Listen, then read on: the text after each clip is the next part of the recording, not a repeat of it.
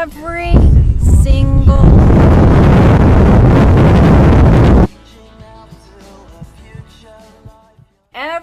single time.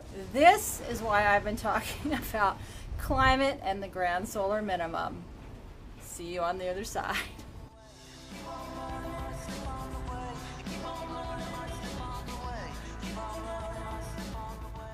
I'm making this video because I am on break again, because this is why I've been talking about the grand solar minimum, which to me, there's climate and then there's weather. And if I've learned anything in my experience out here in the middle of nowhere on the dirt, is my life is driven by the elements, which are really weather, which are affected by the climate. And we don't really notice that when we live inside a building, but when you basically are camping outside, that's all you can think about. And this is the third day I've been working on trying to get that trailer sealed and painted.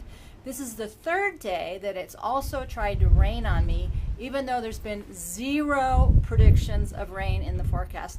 Today wasn't even supposed to be windy, and the reason I can't finish is the next step is to climb up on the roof.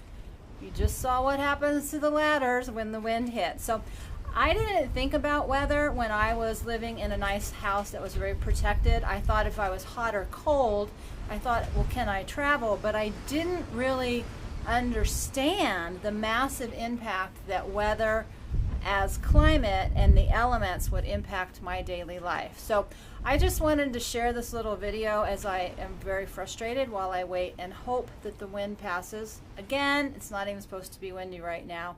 Luckily, I think the paint dried before we get any rain. But this is a reality check, so in that I am not scientific, and no, I don't know all about climate change, and I really don't even care, because the only thing that matters is the weather and how it affects us personally, because right now we live in a very protected world. In extreme weather, we say, okay, I can see that hurricanes and tornadoes and hail and snow impact me. But if you get to the point where your food and your survival depend on the weather, then you really need to understand the elements in your life. And that's really why, one of the reasons why I've grabbed onto this grand solar minimum, because I cannot tell you how important the elements are to survival, because I contend with it on a daily basis. So that is it for today on the Road Report. I will hope you continue to join with me here as we move this discussion forward. Again, thank you to those of you who are supporting this by subscribing, also buying the book, because planning and preparing is not just about the weather, it's about our entire life. So with that, I'll say thank you for joining me, and we'll see you next time. You might feel like you're running